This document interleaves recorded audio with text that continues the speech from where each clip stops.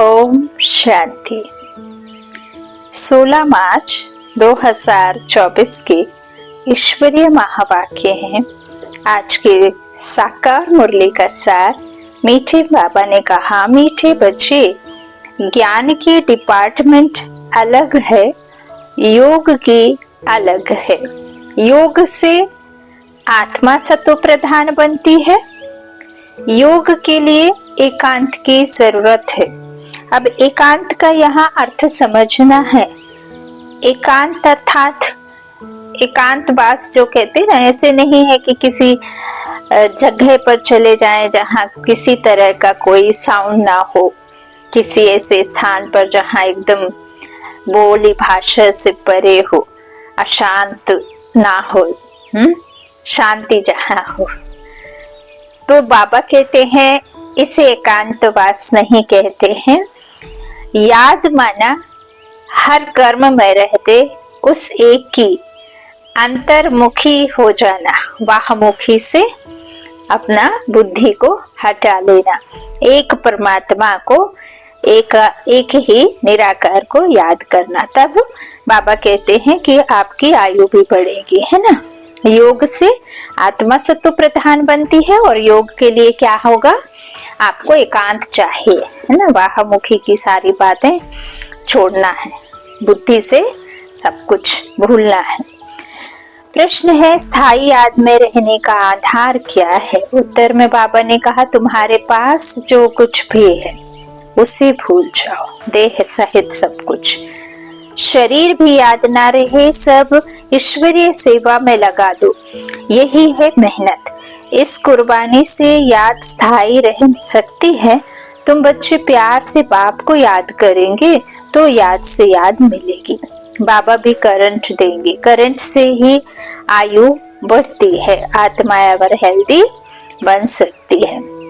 ओम शांति। अब योग और ज्ञान दो चीजें हैं।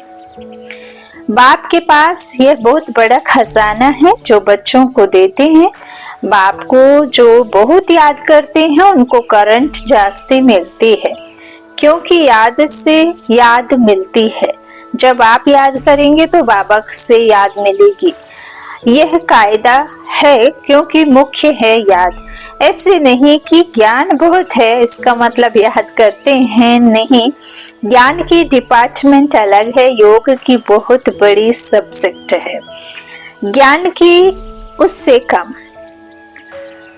योग की बहुत बड़ी सब्जेक्ट है, ज्ञान की उससे कम। योग से आत्मा सतो प्रधान बन जाती है, क्योंकि बहुत याद करते हैं।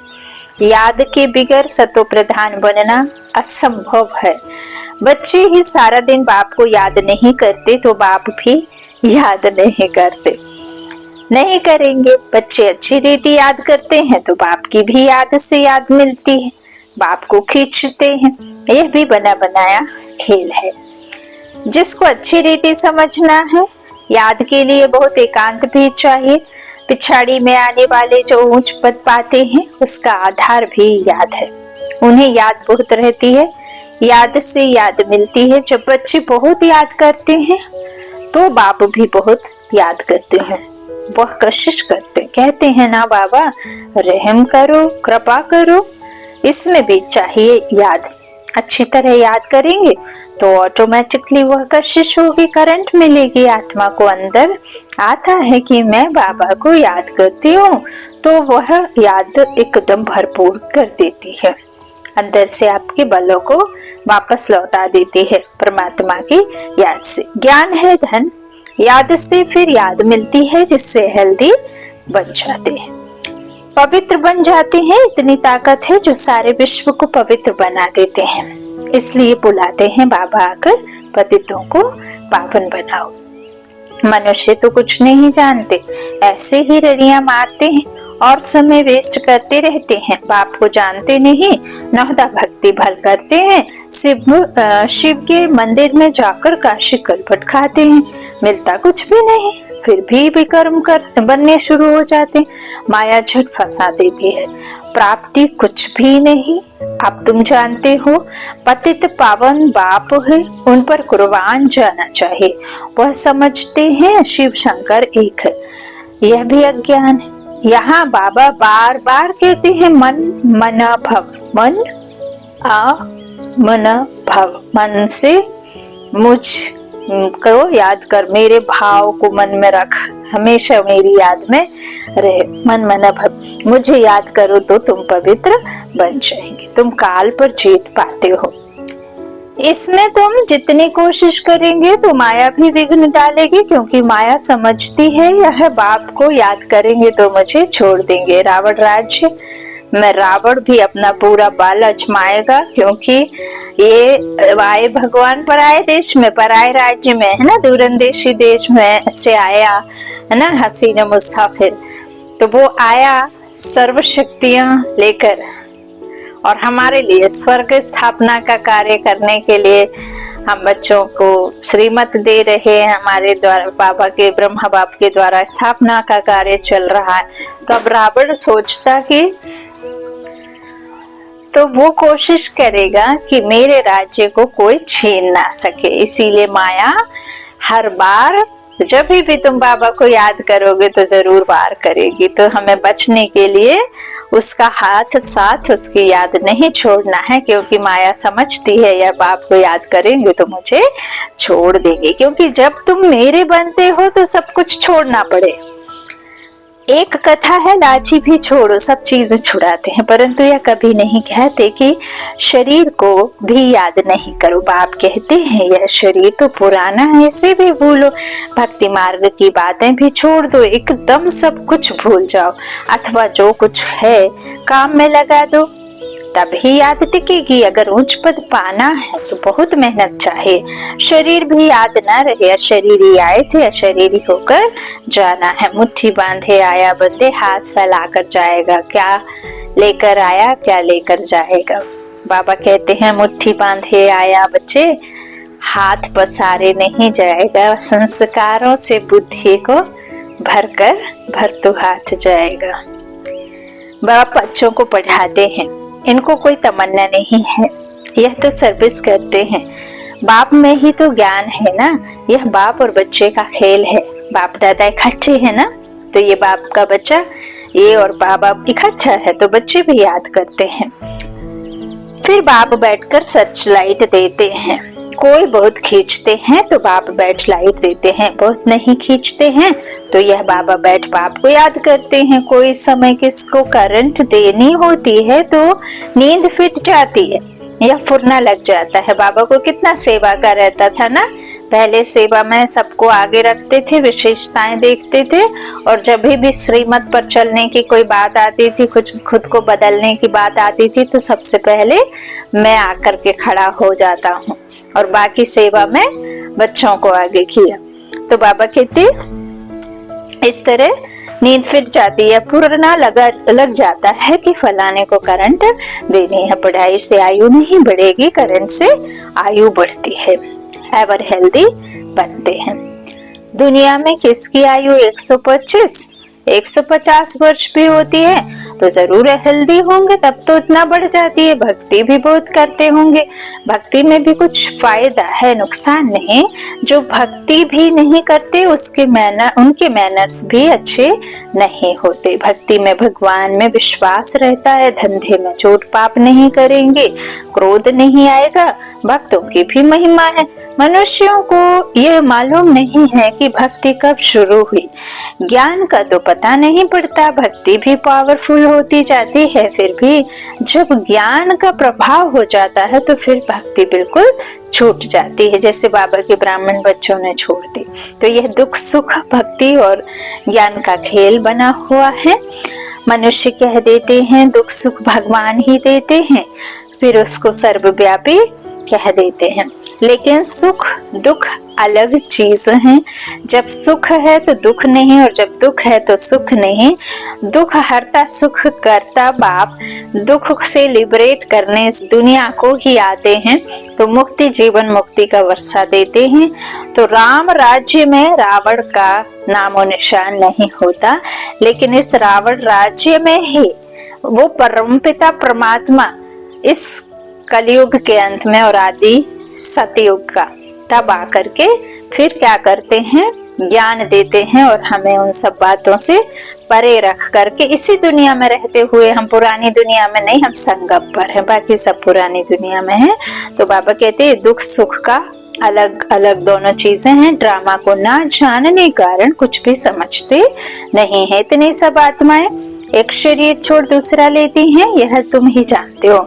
ऐसे नहीं कहेंगे कि सतयुग में तुम देही अभिमानी रहते हो, यह तो अब सब आप सिखलाते हैं। ऐसे देही अभिमानी बनो। अपने को आत्मा समझ बाप को याद करना है, पवित्र बनना है। वहाँ है तो है ही पवित्र सुख धाम। सुख में कोई याद नहीं करते, भगवान को याद करते हैं दुख में।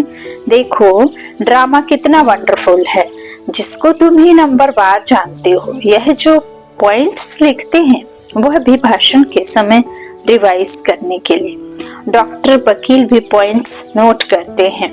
अब तुमको बाप की मत मिलती है तो फिर रिवाइज भी करना चाहिए भाषण करने के समय। इसमें तो है बाबा की प्रवेशता। बाप तुमको समझाते हैं तो यह भी सुनेंगे। वह पॉइंट नहीं सुनाते जो मुझे क्या पता जो तुमको समझाऊं। बाबा क्या कहते, वह पॉइंट्स नहीं सुनाते जो मुझे क्या पता जो तुमको समझाऊं। बाप कहते हैं यह बहुत जन्मों की अंत का जन्म है। ब्रह्मा और विष्णु का चित्र भी है। तुम राजाई में चलते हो सिर्फ नंबरवार। जितना याद करते हैं, धारणा करते हैं, उतना पद पाते।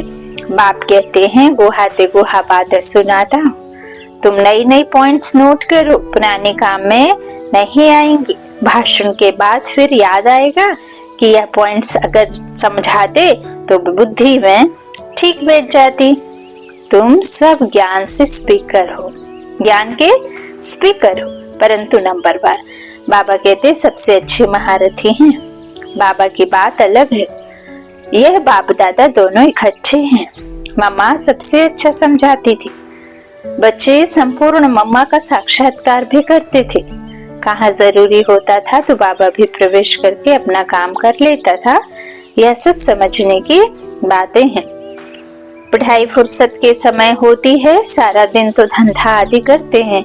विचार सागर मंथन करने के लिए फुर्सत चाहिए, शांति चाहिए। समझो कोई को करंट देनी है, कोई अच्छी सर्विस करने वाला बच्चा है।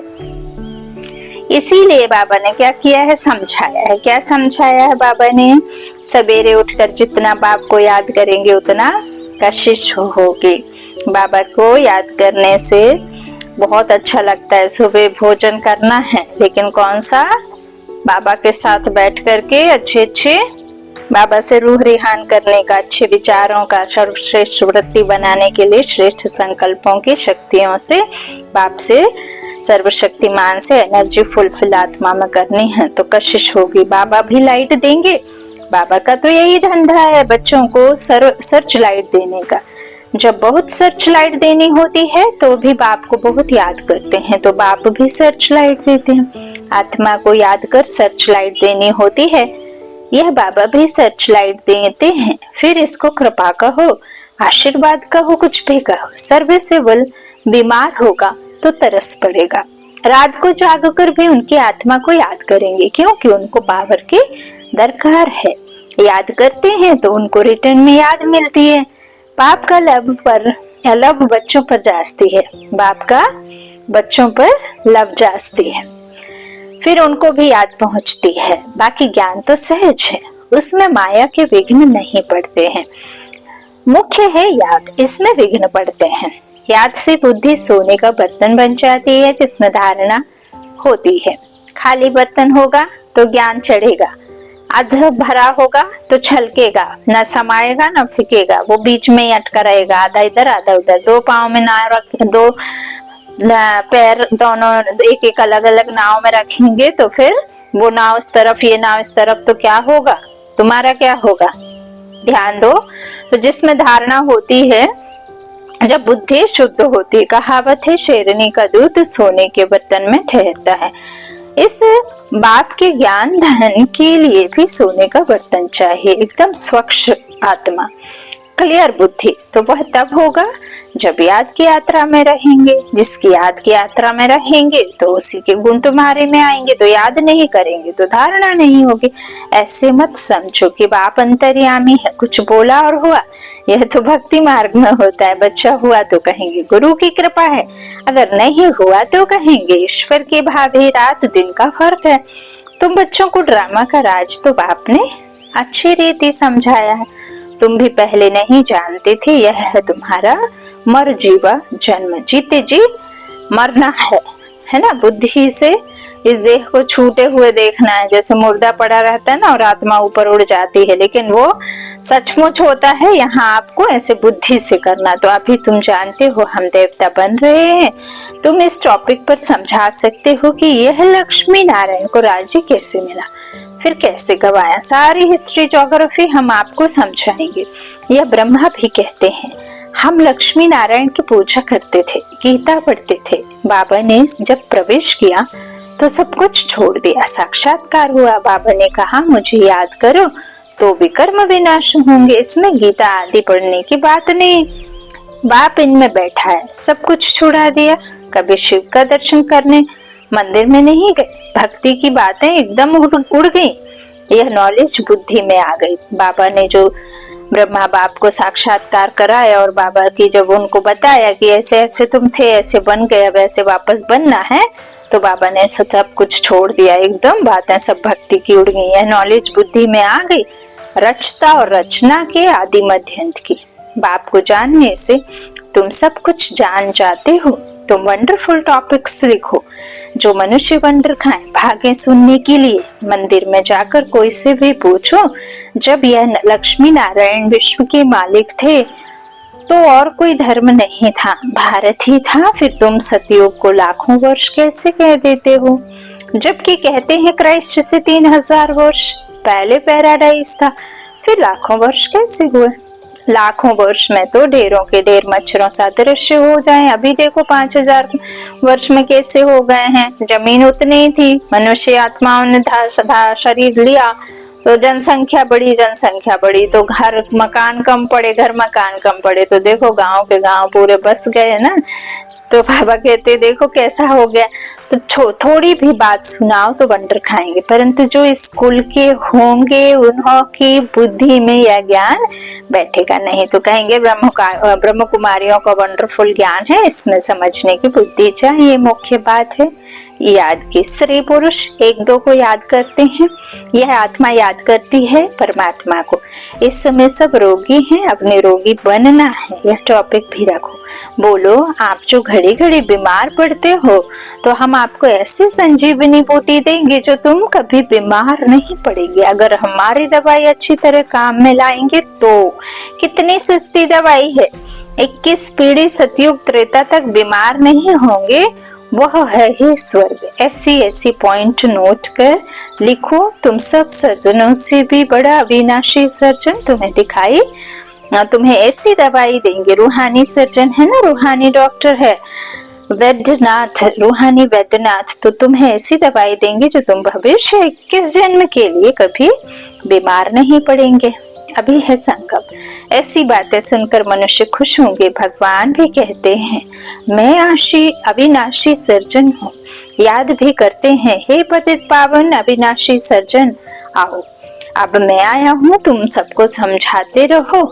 अंत में आखिर सब समझेंगे जरूर। बाबा युक्तियां बताते रहते हैं। अच्छा, मीठे मीठे सिकिलाधे बच्चों प्रति माता पिता बाप दादा का याद प्यार और गुड मॉर्निंग। रूहानी बाप के रूहानी बच्चों को नमस्ते। हम रूहानी बच्चों के रूहानी माता पिता बाप दादा को याद प्यार और गुड मॉर्निंग। शुक्रिया बाबा, शुक्रिया। धारणा के लिए मुख्य सार। पहला, बाबा ने कहा बाप से सर्च लाइट लेने के लिए सवेरे सवेरे उठ बाप की याद में बैठना है। रात्रि को जगाकर एक दो को करंट दे मददगार बनना है। अपना, बाबा ने कहा दूसरा, अपना सब कुछ ईश्वरीय सेवा में सफल कर इस पूरे शरीर को भी भूल बाप की याद में रहना है। पूरा कुर्बान जाना है। यही अभिमानी रहने की मेहनत करनी है। वरदान, स्वादर्शन चक्र द्वारा माया के सब चक्रों को समाप्त करने वाले मायाजीत भव। अपने आप को जानना अर्थात स्व का दर्शन होना और चक्र का ज्ञान जानना अर्थात स्वदर्शन चक्रधारी माया के चक्र स्वतः समाप्त हो जाते हैं। जो स्वचक्रधारी बाबा ने कहा क्या कि स्वदर्शन चक्रधारी बनना। जब स्वदर्शन चक्रधारी बनते हो तो अनेक माया के चक्र स्वतः समाप्त हो जाते हैं। देह भान का चक्र, संबंध का चक्र, समस्याओं का चक्र, माया का, पाप माया का चक्र, अनेक चक्र हैं। 63 जन्म अनेक चक्रों में फंसते रहे। अब स्वदर्शन चक्रधारी बनने से मायाजीत बन गए। स्वदर्शन चक्रधारी बनना अर्थात ज्ञान योग के पंखों से उड़ती कला में जाना और मायाजीत अर्थात 5 विकारों पर जीत पहनना। और जब हल्के हो जाओगे तब फिर उड़ सकोगे। तो स्वदर्शन चक्रधारी बनना अर्थात ज्ञान योग के पंखों से उड़ती कला में जाना। स्लोगन, विदेह स्थिति में रहो तो परिस्थितियां सहज पार हो जाएंगी। विदेही स्थिति में रहो तो परिस्थितियां सहज पार हो जाएंगी। अच्छा, ओम शांति। शुक्रिया बाप दादा, शुक्रिया आप सभी भाई बहनों के स्नेह का, प्यार का। ओम शांति।